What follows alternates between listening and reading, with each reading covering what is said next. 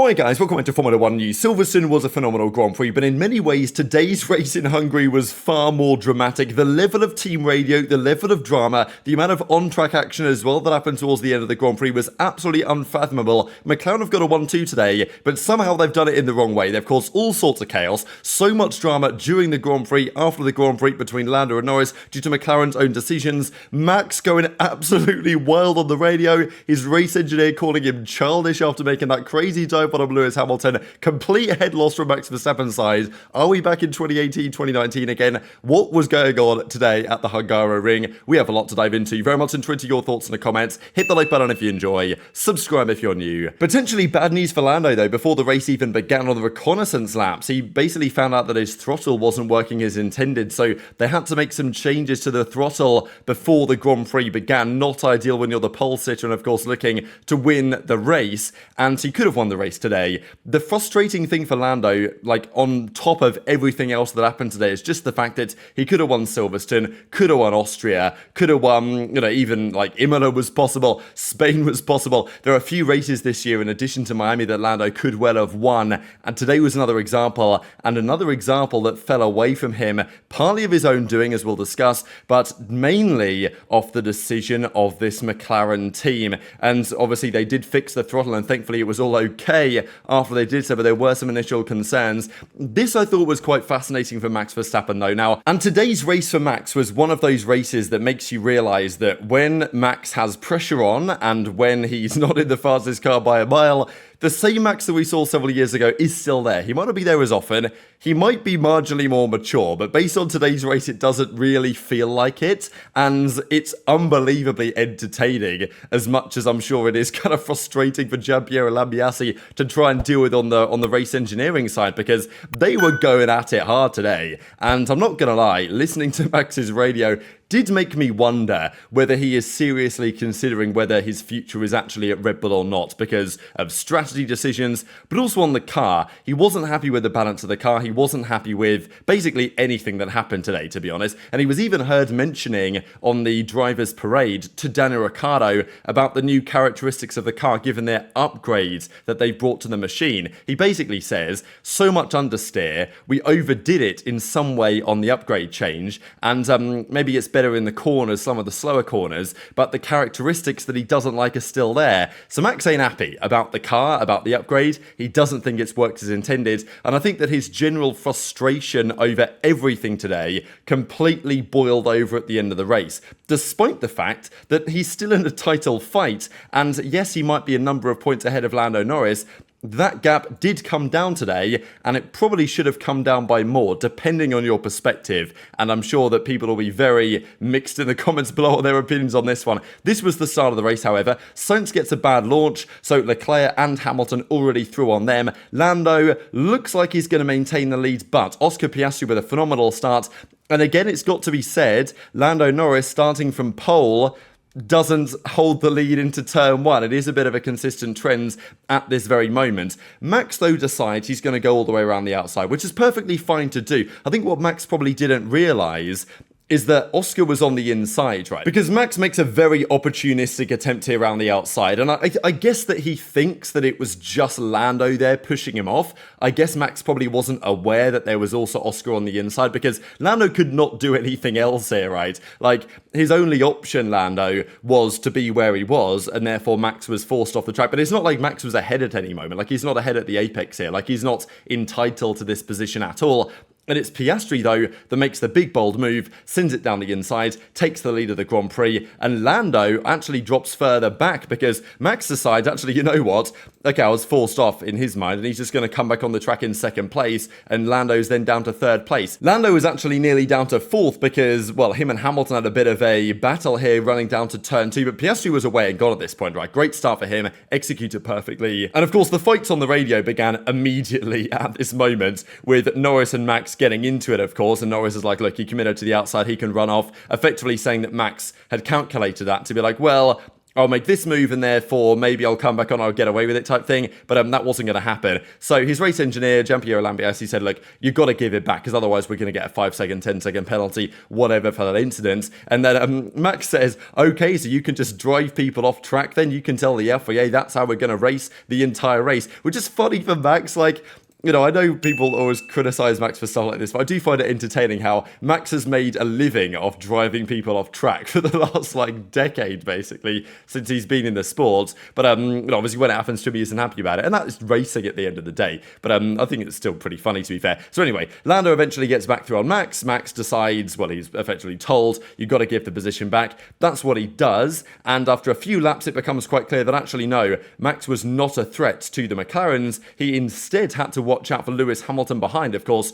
Phenomenal driver historically at this circuit, and Hamilton had a really good race today given the capability of that Mercedes car. But at this point in the race, not that much was happening, right? Piastri was leading by 3 seconds, Norris was 3 seconds behind, Verstappen then was getting closed in on by Hamilton. Leclerc had a great race today as well. The Ferrari, didn't win the Grand Prix. They're still a few tenths off where they need to be, but they still had some reasonably good pace given their latest upgrades. Leclerc especially was able to manage the tyres really well. And early on, there was loads of pit stops that happened about this moment because people were going for the very early undercut. The front runners didn't really need to, but, in this moment, we have Perez and Russell battling it out for 11th and 10th place, and actually Perez in the end with a respectable comeback drive today. Obviously, his qualifying should have been far better, but in the grand scheme of things, Red Bull probably say, okay, that's as good as he could realistically have been expected to do. There's a bit of drama as well with Alonso on the radio. He was not happy about the decision-making over there and basically just said, I don't want to know, mate, about everything that's happening. So it was complete chaos on the radio today. But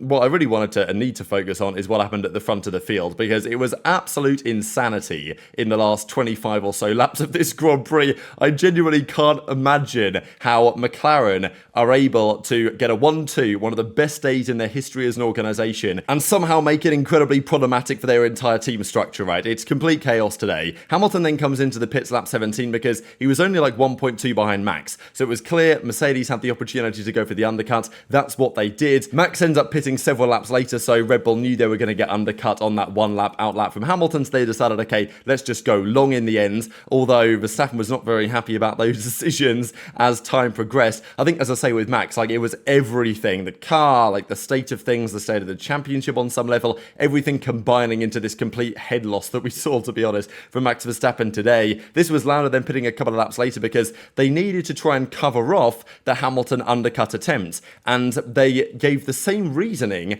as to why they made the decision they did towards the end of the Grand Prix when they pit Piastri and Norris. But they just got it completely wrong, as we'll dive into. So Hamilton comes up P6. Verstappen's then with a chance to potentially go long here. But, Verstappen on the radio is saying, I can't brake, I can't enter corners. Front and rears, the car is really bad right now. And this was the view on the Red Bull pit wall. And they were like, what the hell do we do right now? It ain't looking good. There wasn't really seemingly too many options to come up with. Albon also wasn't happy either about the way that his race was run. And after Hamilton came out the pits on the hard tyres at the start of the second stint, he was setting purple sectors, he was lighting up the timing sheets. But the question was, would he be cooking his tyres? And that's basically what happened. Verstappen came out of the pits and nursed them a little bit better and was quite quickly on Hamilton's tail. But in a similar way to Alonso versus Hamilton here in 2021, when that, defense, of course, was coming through hard, we saw a similar thing today. Great defensive driving from Lewis Hamilton, I thought. But honestly, Max should have got the move done at this moment. Hamilton had a slight lock up into turn 1. Max then gets passed on the outside on the run down in to turn 2. But guess what happens at the bottom of the corner? Max goes deep, runs off the track, and allows Hamilton back through. So, it's rare you see mistakes like this from Max, obviously not particularly happy with the state of the car, but just everything today was kind of going wrong for Max Verstappen, and, he's the championship leader, and he's the man who a sizable number of points in terms of this championship was eaten into today. I think the championship lead going into this race was 84 points with 12 races to go, which, if you're Lando Norris with the fastest car on the grid, and Max Verstappen losing his head like he did today, that isn't a guarantee that Max is winning this year's championship, but it may well be more guaranteed after the decision that was made at the end of the Grand Prix. Hamilton then pits again, as does Charles Leclerc shortly behind him, and actually Leclerc had really good pace at this point, but Verstappen again was fuming, right, because he's on the radio saying, oh, you let me get undercut once, now you're letting me get undercut again, basically, by these guys, because it was quite clear at this moment, because Verstappen couldn't get the move done on Hamilton, that he was going to end up behind Leclerc and behind Hamilton, and he was going to have a very tall order on his hands to actually get the job done, even if he wanted to fight back for the podium. But this was the moment that kick-started the absolute insanity of the last few laps. So Hamilton, you can actually see him here in the background, was closing in on the two McLarens, but as you guys can quite clearly tell, there wasn't really a threat of the undercut from Hamilton or from Leclerc. Here's Piastri coming out of the pits. He pit 2 laps after Norris did, and Hamilton's way back here in the background. So there was no threat of the undercut from the McLaren side, but they were concerned about it onto Lando, so they decided to pit Lando first before Piastri. I think, you can see here by the gap, like here's Piastri, imagine that Norris was 3 seconds behind him or whatever, then he would be here. Even if you'd have pit Norris 2 laps later, which they could have pit him 1 lap later after Piastri, he still would have ended up ahead of Hamilton. Like there wasn't really any risk here, and they had the fastest car. But anyway, McLaren decided that they were going to pit Norris first, and then pit Piastri, and then ask the drivers to swap positions back again.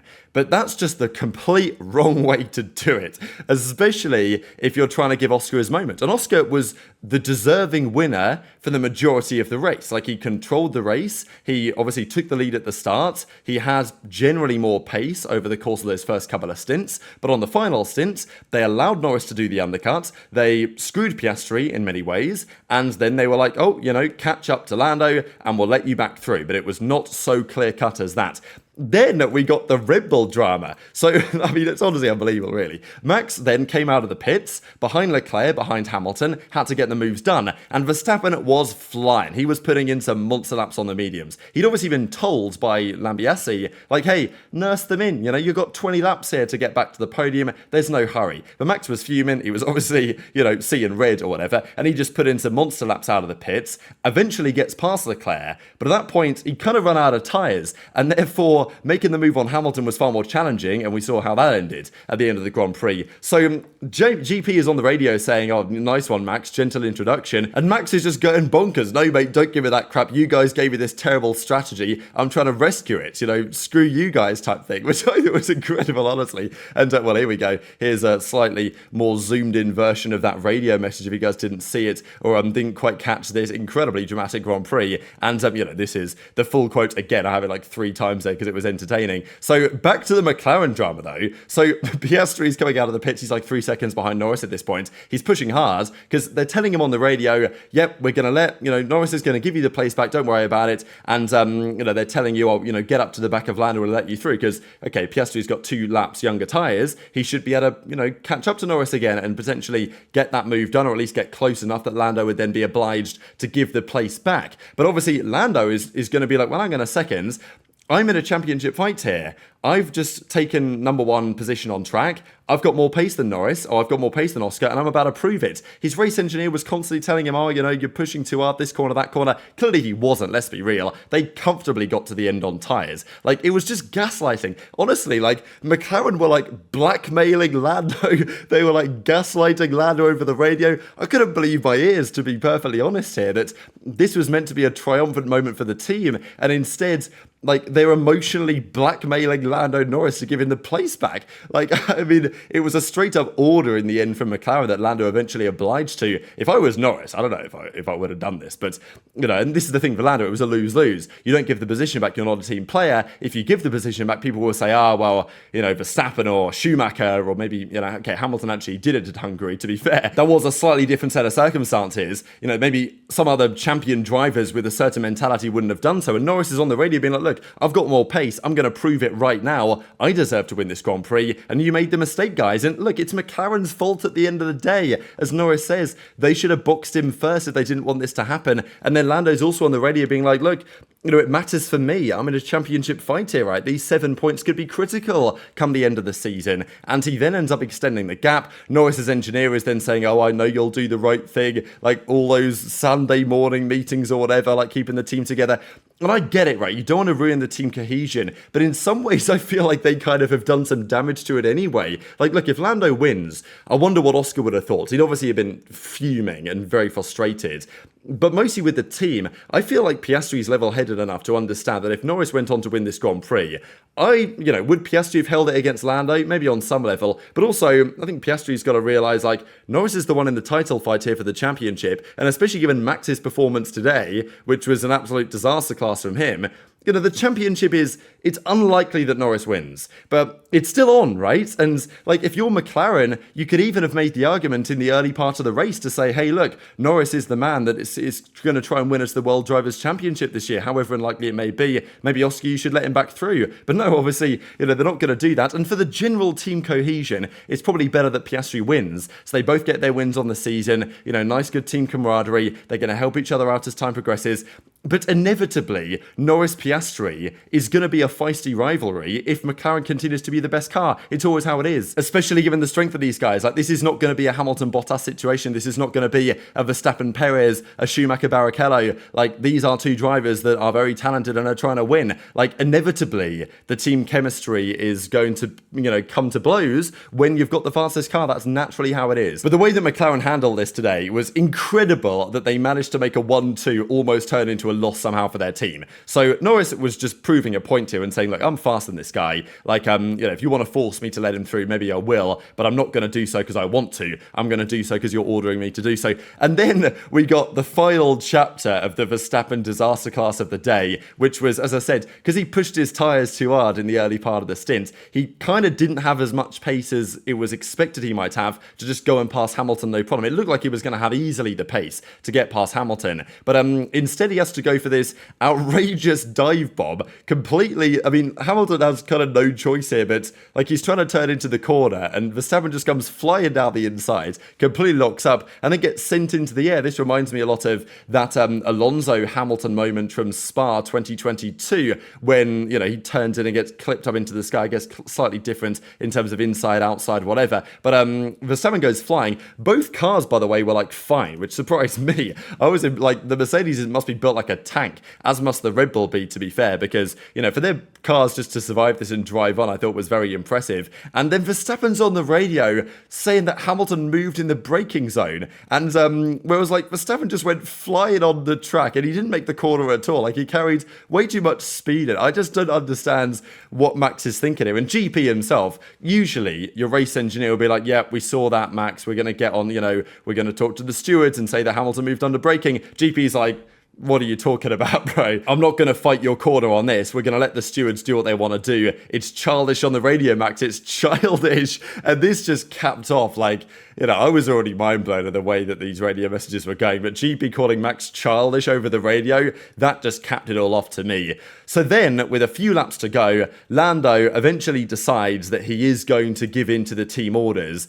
And we even got further discussions, like they were basically getting increasingly desperate, McLaren on the radio, because they'd clearly told Norris, or they'd clearly told Piastri, sorry, you're getting the place back, don't worry about it, we're on it, we're talking to Lando, you're going to get your win, don't worry. But I think he clearly knew that there was something more going on there in the radio communications with Lando. And, look, his race engineer was saying, oh, you're going to need Oscar, you're going to need the team. The way you win a championship is not by yourself and all this. So, man, I was fascinated by what this meant at the time, but also what this means for the future. I was surprised by the nature of the commentary on Sky Sports about this because, they were very much of the opinion, oh, Norris did the right thing, he did the right thing and all this. But, it was McLaren's mistake at the end of the day. And I think Norris would have been well within his rights, personally, to hold on to this Grand Prix victory and say, look, I'm in the championship fight. I deserved this win. I had more pace when it mattered, and I'm going to put my foot down and stamp my authority on this team. But it doesn't seem like, and if that was Verstappen doing this, or if that was, let's say, Sebastian Vettel doing this, as he did at Red Bull back in the day, that would actually potentially have helped him in the team environment. I don't know if that would for Norris here at McLaren. Like, Zach Brown might just ship this guy straight off to IndyCar, right? And I just think that from an organizational, structural perspective, this indicates that even when McLaren can get it right on the track, they can get it wrong off the track. And it just strikes me as an organisation that isn't championship ready. But, I'm intrigued to your perspective in the comment section below. And the frustrating thing was for Oscar is that he wins a Grand Prix. 7th different Grand Prix winner of the season. Absolutely brilliant storylines for the entire year here in 2024. But Oscar didn't get his jubilant moment. He got a moment of, oh, yeah, sorry about the swap, guys. That was awkward, wasn't it? Well done, everyone. Great to win a race. It's like, wow, it was not the moment that McLaren, with a 1-2, they had a 1-2 today. It was not the moment that they were hoping for to end the race. And an easy 1-2 of that, they had way more pace than anybody else. Max finishes the Grand Prix. He was obviously after his incident with Hamilton, he flies up in the air. He said, oh, the medical guys are going to come over and see if you're okay. And they're like, I'm fine. Max says, I'm fine. Go and see the stewards, Mr. Medical Delicate, because clearly the stewards are the ones that aren't okay. There was more drama elsewhere as well, apparently, with Aston Martin asking Alonso to let Stroll go through so he could try and get Tsunoda. Then Alonso did that, and then Stroll was asked, okay, give the place back if you don't get Yuki. And then Stroll didn't give the place back. So that would probably be more of a talking point if what happened elsewhere didn't happen. And there was even this, like, look, people are going to criticize Lando Norris and his mentality and the way that he goes about things and, his frustrations about the whole situation. And I totally get that, there's criticisms of Lando's character, whatever you want to say. But the guy's quick, but he was clearly deeply frustrated because Hamilton was in the cooldown room saying, oh, wow, you guys are fast. And Norris was kind of getting a bit pissy with him, right? And saying, oh, you had a fast car 7 years ago. And Hamilton's like, oh, when you here 7 years ago. And they had a bit of a back and forth. And obviously Hamilton's like pretty chill. He's like, oh, I wasn't complaining. Like, I'm complimenting your car. And Hamilton's, done this before. Like, he'll say cars are quick, which I think is fair enough. But Norris is getting, oh, you had a quick car, now it's us type thing. So, I think, to be honest, I just put this down to Norris being frustrated at the outcome of the Grand Prix, and understandably so. And I think you can kind of tell that when you see some of the post-race footages for the podium, where Lando clearly is having a lot of thoughts running through his head. So, there we go, the Hungarian Grand Prix. Not too much happened today, and I'm sure that there'll be nothing talked about around this Grand Prix over the coming days at all. But if you guys want to make sure that you do see all of the juice and the spice and the drama that comes out over the coming days, hit the subscribe button. I know that you won't regret it. And take care of yourselves. Thanks for watching as always. And I'll see you next time.